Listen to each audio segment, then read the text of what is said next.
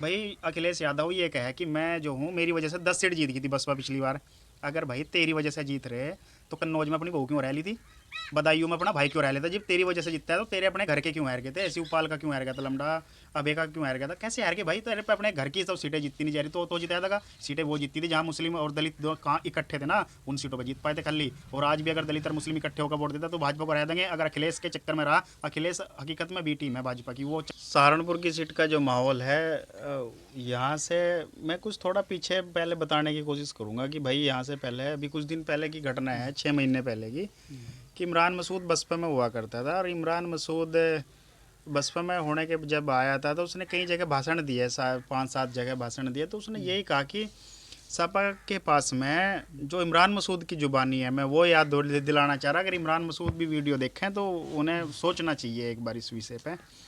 उनका कहना था कि अगर सपा और कांग्रेस के पास में सिर्फ मुस्लिम वोट है, अगर भाजपा को हराना है तो इसमें हिंदू वोट का होना बहुत ज़रूरी है, बिना उसके नहीं जीता जा सकता है। लेकिन वो बार बार यही कहा कि सपा और कांग्रेस गठबंधन करके सहारनपुर में जीत जाएगी, कभी भी नहीं जीत सकती। 2017 में भी हारी, 2019 में बसपा की वजह से जीत पाई थी, नहीं तो नहीं जीती। आप लोगों को सोचना पड़ेगा कि इसमें एक सबसे बड़ा बोल आया कि 2019 में कैसे जीत गई, क्योंकि मुस्लिम और यहाँ के जो दलित वोटर्स थे वो इकट्ठे हो गए थे, इसलिए जीत गई। नहीं तो इमरान मसूद के बस का नहीं है ये चुनाव जीतना। और इमरान मसूद ने खुद कहा कि सपा और कांग्रेस के वोट से तो जीत नहीं सकते। जब वो बसपा में आया था, वो फिर कांग्रेस में चला गया तो कैसे जीत जाएगा? एक तो उसका सबसे बड़ा पागलपन तो उसका यही है कि वो लोगों को फिर से बह कह रहा कि हम जीत जाएंगे, जबकि अभी 6 महीने पहले कहा था कि हम जीतने के नहीं, कभी भी नहीं जीत सकती कांग्रेस और ये समाजवादी पार्टी। तो अब कैसे कह देगा वो जीत जाएंगे? अगर आप लोगों में समझदारी है तो आप लोगों को बसपा के माजिद अली को वोट देना चाहिए। यहाँ से अगर कोई जीत सकता है तो वो सिर्फ माजिद अली जीत सका है। क्यों? क्योंकि यहाँ से दलित सारे वोट देंगे उसे, बहन जी के एक इशारे पे। और अगर मुसलमान भाई भी जैसे 2019 में वोट दिया था, ऐसे ही हम भाजपा को हरा सकें। इमरान के चक्कर में ना पड़ा, 2 लाख वोट मिली थी उसे पिछली बार। और वो भी मैं तो उनसे भी कहूँ कि भाई वो लोग भी उसे वोट ना दे, क्यों ख़राब करे अपना वोट दे के? उसका अपना कोई अस्तित्व नहीं है, कभी इस पार्टी में भाग, कभी उस पार्टी में भाग। तो सहारनपुर से अगर बसपा को जिताना है या भाजपा को हराना है तो बसपा को वोट दे। और सहारनपुर क्या, कैराना में भी सेम ऐसी कंडीशन है। कैराना में बसपा ने ऐसा कैंडिडेट दे दिया कि वो सीधे सीधे भाजपा की वोट ही तोड़ रहा। 1-1.5 लाख वोट तो भाजपा की। तो हकीकत में बी टीम है भाजपा की। वो चाहे कि भाजपा फिर से जीत जा, क्योंकि उसके बाप ने कहा था कि मैं तो चाहूँ कि नरेंद्र मोदी बार बार प्रधानमंत्री बने, उसी के नक्शे कदम पर चल रहा हो। अगर आप लोगों को भाजपा को हराना तो इसके चक्कर में न पड़ा अखिलेश के, इमरान के, वोट करे बसपा को। चाहे किसी भी समुदाय का, किसी भी धर्म का है, वो तो मिलनी ही मिलनी है भैया। और अब की बार तो जुड़ गई भाई, दोनों सीट जुड़ गई। कांग्रेस का इमरान मसूद जो है भाई बिल्कुल नहीं बनने का, वो दल बदलू है। वो भी पलटू चाचा हो रहा आज के टाइम में, जैसे हो रहे उसने भी अपना नाम पलटू चाचा ही कर लिया स्टेट पे सहारनपुर की। कुछ लोग, कुछ राजनीतिक विश्लेषक है, वो कह रहे हैं कि जो बहुजन लीडरशिप है वो कहीं ना कहीं अब की बार क्या है, बहुजन लीडरशिप मजबूत नहीं है, वो कमज़ोर है। और उसके लिए आपको भारत में कोई ऐसी जो राजनीतिक पार्टी पर वोट करना चाहिए जो भारतीय जनता पार्टी को हरा सकती है। तो उसके बारे में क्या कहोगे? मेरा कहना है यही है कि एक आपने प्रोग्राम देखा होगा चार्ली चैपलिन का। चार्ली चैपलिन क्या करे कि वो पूरी तेज भाग गया, घोड़ा उसके पीछे भाग रहा है। तो वो घोड़े से बचने के लिए शेर के पिंजड़े में घुस जा।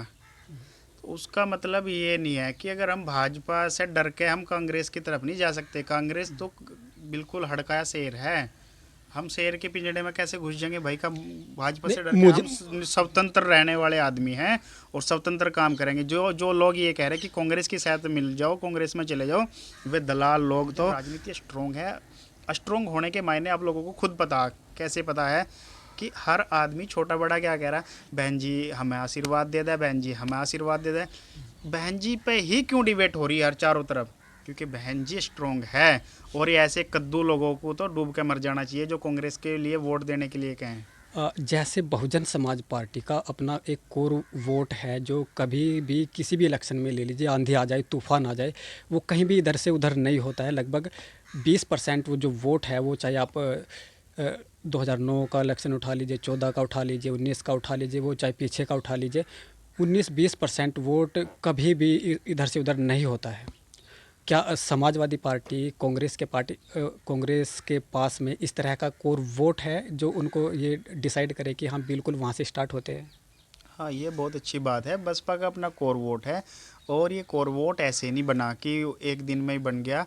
ये कोर वोट क्यों खड़ा है साथ में, क्योंकि इसे कहीं ना कहीं बहन जी से आज भी लगाव है, जुड़ाव है और बहन जी पे ही विश्वास है कि अगर यहाँ पे जो सर्वधर्म और सर्व जातीय जो बिना भेदभाव की कोई राजनीति कर सके तो वो बहन जी ही कर सके। और मैं तो उन लोगों को भी कहूँगा जिन लोगों को बहन जी दलित ही नहीं बल्कि जो अपर कास्ट के लोग हैं उनको भी बहन जी का सम्मान करना चाहिए, क्योंकि बहन जी कभी किसी के बारे में गलत स्टेटमेंट नहीं देती है, कभी किसी जाति विशेष के खिलाफ कोई कार्य नहीं करती है।